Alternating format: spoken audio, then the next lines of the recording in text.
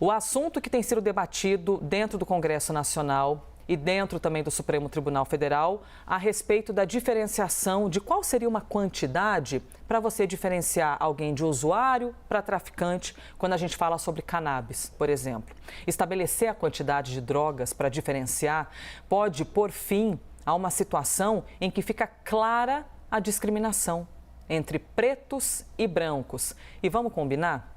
Quantas vezes você vê a polícia parar um grupo de pessoas brancas na rua? E quantas vezes você vê a polícia abordar pretos na rua?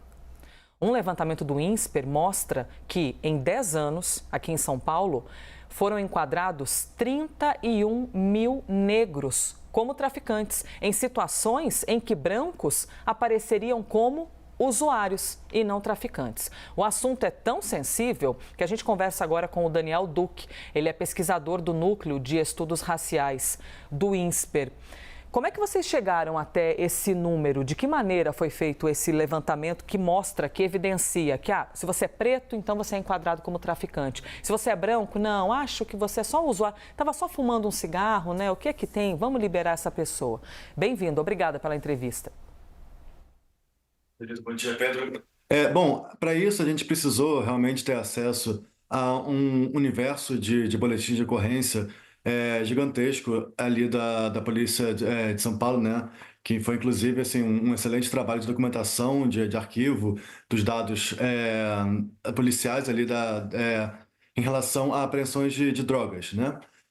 E o que a gente tinha nesses dados? A gente tinha a cor ou raça ali da pessoa apreendida. A gente tinha a quantidade de droga apreendida, o tipo de droga apreendida, a gente tinha onde foi apreendido, a delegacia em que foi registrado, enfim, mais um universo gigante de informações, inclusive sexo, escolaridade, tudo ali tinha um universo grande de características da apreensão da droga, né?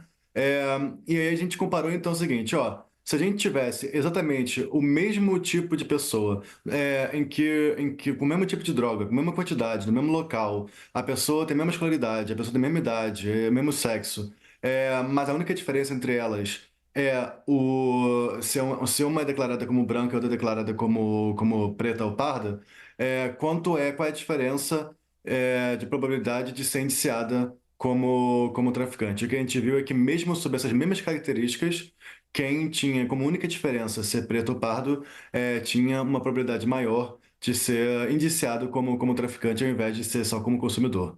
E aí é o que a gente fala sobre o olhar racista, né? Sobre o racismo estrutural que faz parte da vida, enfim.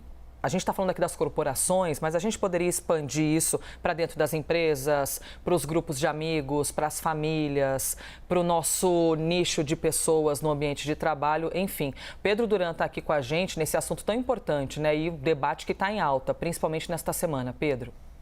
Obrigado, Elisa. Daniel, bom dia, obrigado pela conversa com a gente. Eu fico me perguntando se esse julgamento do STF, ainda que definir uma quantidade específica de drogas ou de maconha para que seja estabelecido o consumo próprio, ele resolve ou não resolve o problema do racismo estrutural nas polícias brasileiras, especialmente a de São Paulo. E por que eu me questiono isso? Porque ainda que você tenha a definição de uma quantidade, pode haver uma interpretação do policial na hora de enquadrar aquela pessoa no momento da detenção. Então eu queria saber, para além um pouco dos dados efetivamente, a tua análise enquanto pesquisador, de que forma que estabelecer um critério de quantidade pode ajudar a combater esse racismo estrutural.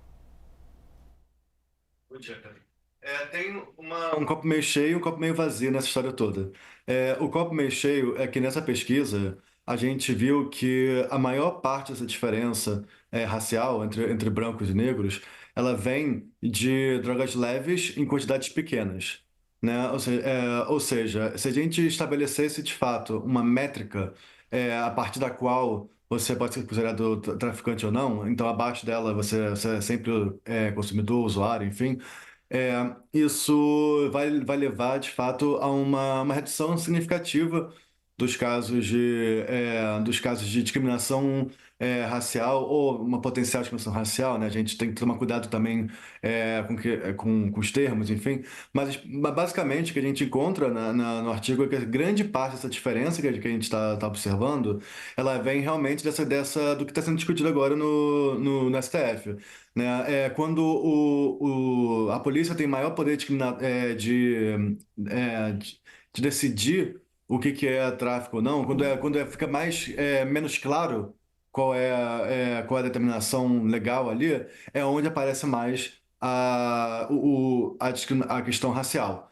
Então, colocando esse limite, isso ajuda bastante, mas claro, a gente inclusive fala isso na pesquisa, né? A gente está deixando de observar, por exemplo, pessoas que foram pegas ali na rua, enfim, com algum tipo de droga, mas que não foram levadas à delegacia, né? E nesses casos também existe racismo, né? Nesses casos também existe discriminação.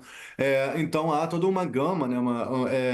De dimensões raciais que realmente só essa lei ela não resolve. Ela tem que ser realmente uma quantidade grande de políticas públicas para serem adotadas. Daniel, a gente tem pouco tempo, mas vou aproveitar para fazer-te uma pergunta e até peço a sua gentileza da resposta também.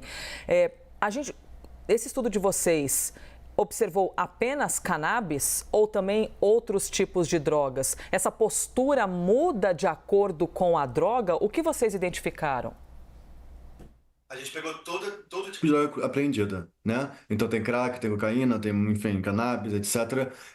E o que a gente observa, por exemplo, é que as maiores diferenças são observadas em drogas leves, especialmente na cannabis, certo?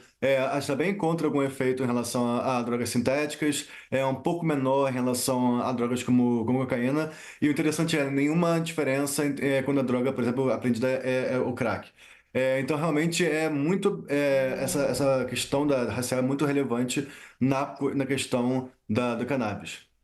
E a questão do dinheiro também, né? Do quanto custa cada droga. Interessante você citar isso a respeito do crack. Olha, muito obrigada pela gentileza, Daniel Duque, pesquisador do INSPER. Lógico que esse estudo também está aí nas redes, está no próprio site da instituição para quem tiver mais interesse e observar. Muito obrigada.